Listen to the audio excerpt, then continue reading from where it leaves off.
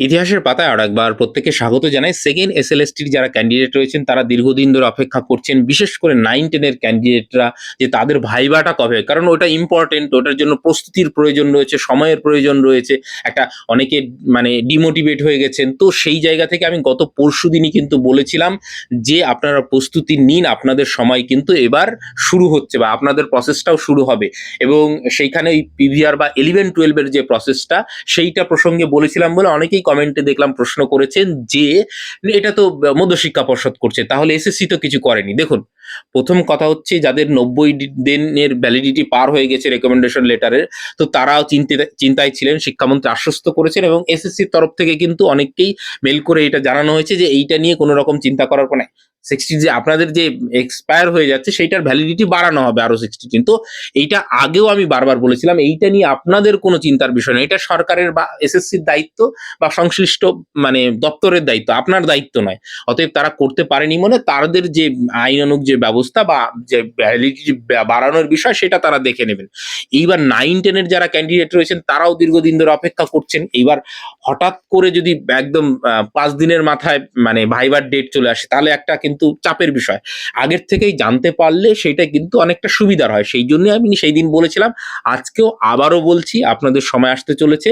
আপনারা এদিক ওদিকের কথায় কান না দিয়ে নিজেদের যে প্রস্তুতিটা সেইটা নিন এবং আপনাদের ১৫ দিন পরে হোক, ২০ দিন পরে হোক বা ১ মাস পরে হোক, একটা ভাইবা তো বিশাল বড় এর তো নির্দিষ্ট কোনো সিলেবাস হয় না। আপনার পার্সোনালিটি ডেভেলপমেন্ট তো সেটার উপর আপনি যত কাজ করবেন, যত ভালো করে কাজ করবেন তত ভালো আপনার ভাইবা হবে। এটাই খুব স্বাভাবিক। তো সেই জায়গা থেকে একটা মানসিক প্রস্তুতির দরকার পড়ে এবং অবশ্যই যে বিষয় জ্ঞান সেগুলো আবার নতুন করে ঝালিয়ে নিতে হয়।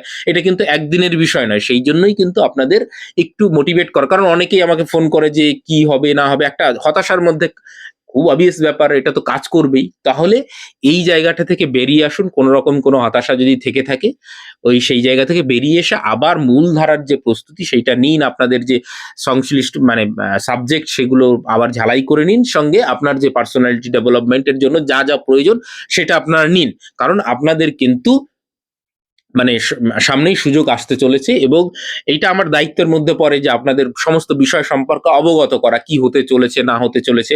কারণ যারা আপনারা আমাকে ফলো করেন খুব স্বাভাবিক ব্যাপার। এই কারণের জন্যই তো ফলো করেন যে আমি একটু মানে আপনাদের যে বিষয়গুলো সম্পর্কে একটা সঠিক ধারণা দেওয়ার চেষ্টা করি।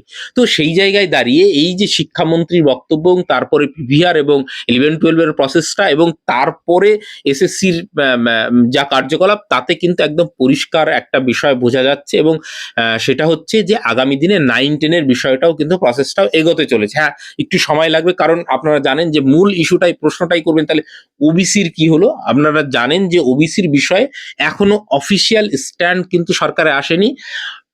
ব্যাকওয়ার্ড ওয়েলফেয়ার ডিপার্টমেন্টের কাছে রিকোয়েস্ট গিয়েছে সরকারের পক্ষ থেকে যে স্ট্যাটাস কি আছে সেই স্ট্যাটাস গুলো জানতে চেয়েছে ব্যাকওয়ার্ড ওয়েলফেয়ার ডিপার্টমেন্ট এবং সেই সঙ্গে গতকাল যে হাইকোর্টের যে অবজারভেশন আপনারা দেখেছেন সেইখানে কিন্তু বলা হয়েছে যে মানে তারা এমন না যে ইন্টারফেয়ার করবেন না বা বিচার করবেন না, তারা চাইছেন যে সরকারের কি বক্তব্য সেইটা অ্যাফিডেভিট আকারে জমা হোক বা যার যা বক্তব্য আছে তারপরে অবশ্যই এর বিচার হবে। কারণ সুপ্রিম কোর্ট থেকে যখন কেস তোলা হয় তখন কিন্তু বলা হয়েছিল মানে সরকার পক্ষে আইনজীবী দেখবেন কোশ্চেনারিটা শুনলে যে যারা এফেক্টেড যারা তারা কিন্তু অবশ্যই যে কেউ যদি মনে করে যে আমি এর দ্বারা প্রতারিত বা বঞ্চিত হয়েছি তাহলে কিন্তু আইনের দ্বারস্থ হতে পারে। এমন নয় যে আইনের রাস্তাটা বন্ধ হয়ে যাচ্ছে, কিন্তু প্রসেসটা কিন্তু এগোবে।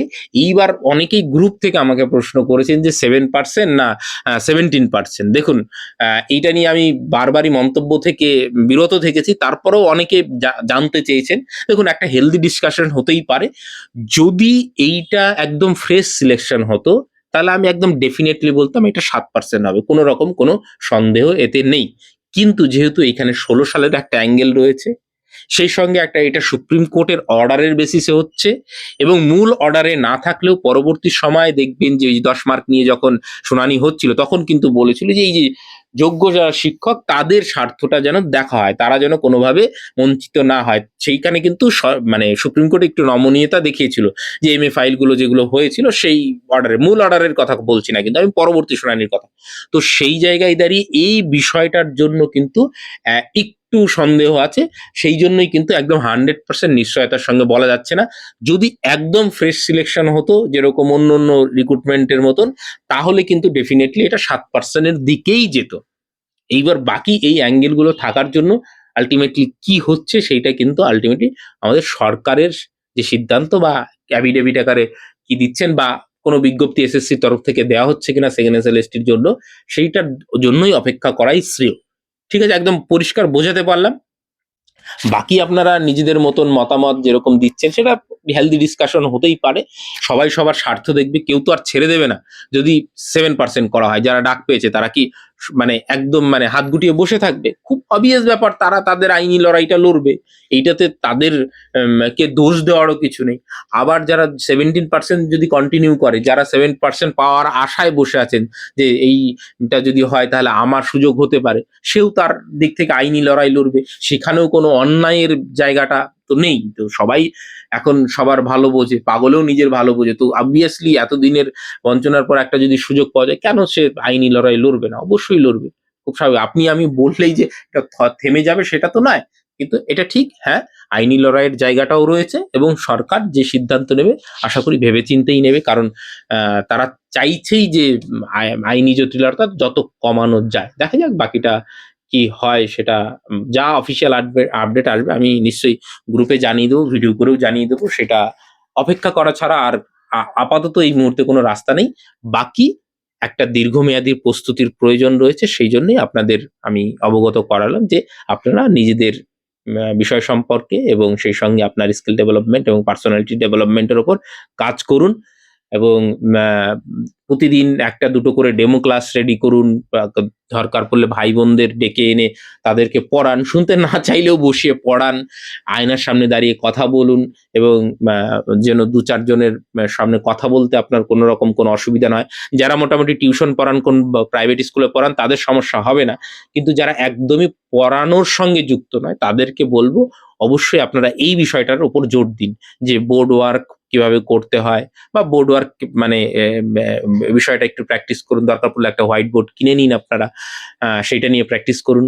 সেই সঙ্গে আপনারা যখন যা মা বাবা হোক বা যে কোনো হোক, বিষয়গুলো সম্পর্কে আপনি তাকে বোঝান এবং বলুন যে সে বুঝতে পারছে কিনা। যদি একটা সাধারণ বাচ্চা ছেলেও যদি মানে আপনার পড়া বুঝতে পারে, তার মানে বুঝতে পারেন যে হ্যাঁ, আপনার পড়ানোটা ঠিকঠাক আছে এবং টপিকগুলো কি কি করবেন সেগুলো রেডি করুন।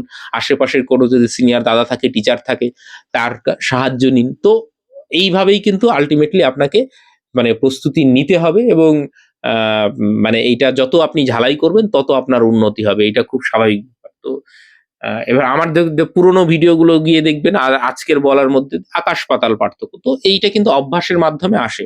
এটা কিন্তু একদিনে আসে না। তো এইটার প্রস্তুতিটা কিন্তু একটু সময় সাপেক্ষ। সেই জন্য সেই কথাই আমি বলছি। বাকি দেখা যাক কি হয়। ভালো থাকবেন, সুস্থ থাকবেন। Thank you.